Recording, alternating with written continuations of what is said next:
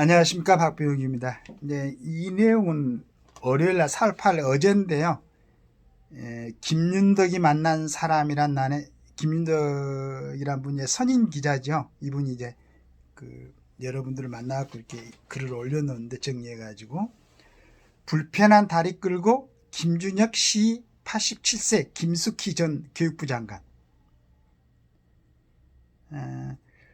올해 87세인 김숙희 전 교육부 장관이 지난주 이화여대에서 열린 김준혁 규탄대회에 나선 건 모교와 김한란 초대 총장의 명예를 지키기 위해서있다.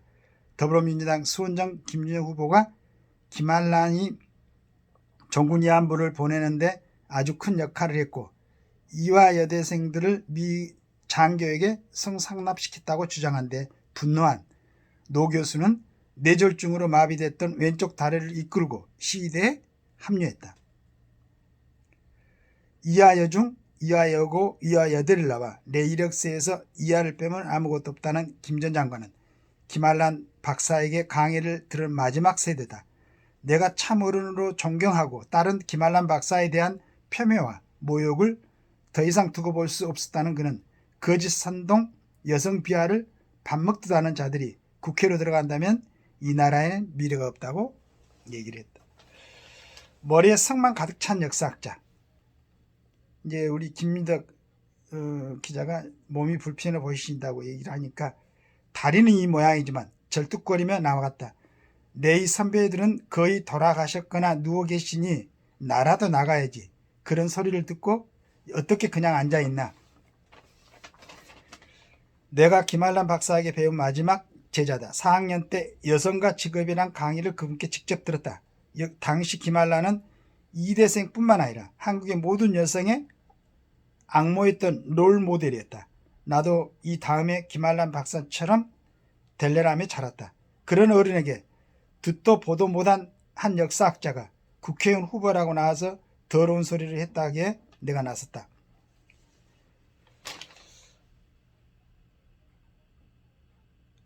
이제 기자죠. 김 기자가 한신대 교수로 역사학자인 김준혁 후보는 김한란 총장이 종군 위안부를 보내는 데 큰 역할을 했다고 주장했다 라고 얘기를 하니까 당신은 김한란 박사가 이화 전문학교 교장이었다. 일본 놈들이 이대생들도 전쟁에 동원되도록 연설을 하라고 그분을 옛날 체육관에 있던 건물의 큰 나무 아래로 강제로 끌고 내려갔다. 그러나 일본 놈들이 나타나자 기숙사로 쫓아 올라가셔서는 학생들에게 여기서 빨리 도망가라고 고향 가서 결혼을 하든지 초등학교 교사라도 해서 강제 동원을 피하라고 하셨다. 김준혁은 김한란 낭낭클럽을 통해 이대생들을 미 장교에게 성상납시켰다고 했다 라고 기자가 얘기하니까 그 사람이 신학대 교수가 맞나? 어떻게 머리에 든 거라곤 섹스밖에 없나? 낭낭클럽 같은 건 난 모른다. 다만 김한란 박사는 유엔이 6.25에 참전해 준 걸 무척 감사하게 여겨서 우리에게 유엔데이 10월 24일을 그냥 보내지 말고 정성껏 기념하라고 당부하셨던 기억은 난다. 김준혁은 이마의 논문 한국전쟁과 여성상의 동원을 근거로 성상납을 주장했다. 그거 이제 김 기자가 얘기를 하니까 전쟁으로 이화대학이 부산으로 피난 갔을 때 인천 상륙작전이 성공하자 너무 기뻤던 김한란 박사가 미군 장교들을 불러 식사 대접을 했다는 얘기는 들었다. 미국인들에게 밥을 주려면 몇 마디라도 영어를 할 줄 알아야 하니 교수들과 영어과 상급반 학생들을 불렀던 건 아닌가. 낭낭클럽인가 하는 것도 그런 차원이었을 것이다. 논문이 인용한 1953년 미국 CIC 보고에서 원문에 엔터테인, 호스티스라는 단어가 들어있다더라 라고 기자가 얘기하니까 영어도 모르는 것들이 흉측한 쪽으로 해석을 했겠지.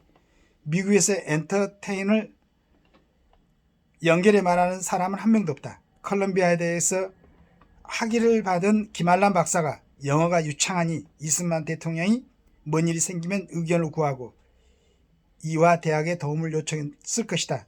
두 분 다 독실한 크리스찬인데 그 과정에 어떻게 성상납이란 행위가 있었다는 건가. 그런 더러운 상상만 하는 이가 국회의원 후보라는 건 유권자에 대한 모독이다. 그 후보에 대학 선배란 사람이 창피해서 얼굴을 못 들고 다니겠다고 하더라. 네, 이런 얘기를 실었습니다. 네, 김숙희 이분은 1937년 충남 천안 출생이고 이하여중, 이하여고, 이하여대를 졸업한 뒤 이하여대 식품영화과 교수로 38년간 재직했다. 김영삼 정부 때 교육부 장관을 지냈고 한국 IMCA 회장, 한국식품화학회 회장, 유네스코 한국위원회 위원장을 지냈다. 화학자였던 김용중 고려대 교수, 김용호 한신대 석좌 교수와 남매지간이다. 현재 이화여대 명예교수다.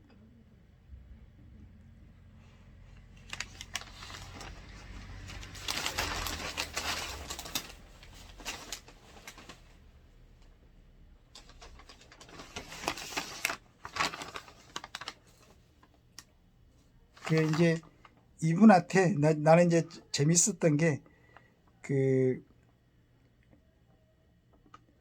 남동생인 도올 김용옥 교수와 잘 지내시나라고 이제 그 질문을 하니까 꼴딱지 보기 싫어서 안 만난 지 오래됐다. 이승만 대통령을 패배해 내가 화가 났다. 나보다 11살 아래인 지가 뭘 안다고? 난 이승만 박사와 악수한 사람이다. 9.18 서울 수복 기념식 때 이하여고 대표로 가서 인천 상륙작전에 공을 세운 군인들에게 꽃다발을 걸어드렸는데 그 모습이 귀여웠는지 이승만 대통령이 악수를 청하시더라. 손이 크고 따뜻했다. 건국전쟁이 이승만 박사의 공을 바로 세워줘 감사하다. 이렇게 이제 이화여대에서는 호랑이 선생이었다는데 김옥길 총장 호출에 급히 귀국해 김포공항에 내리자마자 이화여대 시관 306호로 가서 첫 강의를 했다. 얘들이 아는 게 하나도 없어서 욕부터 한 선생이다. 이런 얘기가 있습니다. 나는 이제 이걸 읽어보면서 좀 나도 모르게 재밌었던 것이 저는 이제 그 청년 시절에 해보고 싶은 공부를 갖다가 이제 못했었고 이제 전공이 이제 법학이었기 때문에 그쪽으로 좀 신경을 많이 쓰면서도 항상 아쉬웠던 게 뭐 종교 분야라든가 철학 분야에 좀 이렇게 공부를 하고 싶었었는데 못했어요. 그런데 요즘 세상이 얼마나 좋습니까? 유튜브가 이렇게 활성화되고 그래가지고 하여간 그 참 어설프지만 항상 제가 이제 제 모습을 보면 항상 어설프죠. 어설픈데 우리 그 도올 김용옥 선생을 통해 가지고 반야신경부터 지금은 이제 한 2년 전인가요? 뭐 이렇게 1년 전인가 구입에 동경대전 우리 김용옥 선생이 썼죠. 그걸 이제 보면서 야 정말로 대단한 분이가. 그 다음에 다른 강의 뭐 여러 가지 이제 강의를 그 유튜브에서 이제 김용옥 선생 강의를 들어봤는데 정말로 그 치열한 아주 정말로 우리 보통 그 범인들로서는 해낼 수 없는 공부를 해내신 분이죠. 그런데 이제 한 가지 항상 아쉬웠던 점은 솔직히 정치적인 지향점은 저하고 맞지 않았어요. 그래서 이제 그 점이 좀 아쉬웠어요. 아주 너무 저 주변에서는 이제 저 정도로 이렇게 깊숙이 공부한 분이 없었는데 근데 한 가지 한 얼마 전에 백낙천 교수님하고 이제 본인이 저술한 동경대전에 대해서 얘기를 하는 걸 보고 거기서는 좀 다소고도 하더라고요. 그래서 천하의 김용옥 교수도 다소고도 하는 자세를 보여야 되는 사람이 있구나라는 이제 그때 한번 이제 속으로 웃었었는데 이번에 그 누나 되시는 우리 김숙희 선생 전 교육부 장관 이분이 꼴딱지 보기 싫어서 만난 지 오래됐다. 지가 뭐라고 막 이렇게 표현을 하는 거 보고 너무 지금 재밌습니다. 김용옥 교수도 하태도 이렇게 말로서 채찍질하는 분도 아직 계시구나. 그게 또 바로 위에 누나시구나. 너무 재밌습니다. 그리고 한 가지는 또 한편으로 부럽습니다. 우리 김용옥 교수님이 뭐 46년생인가 45년생인가 뭐 그러시죠. 그런데 46년생이 87세 뭐 그렇게 되나요? 32년생 43년생이거든요. 그 43년생인 김용옥 교수에게도 이렇게 뭐 가감 없이 제대로 말을 할 수 있는 누나가 계시다는 거 정말로 반가운 일입니다. 내가 하고 싶었던 얘기를 그 김숙희 김영교수의 누나가 하신 것 같다고.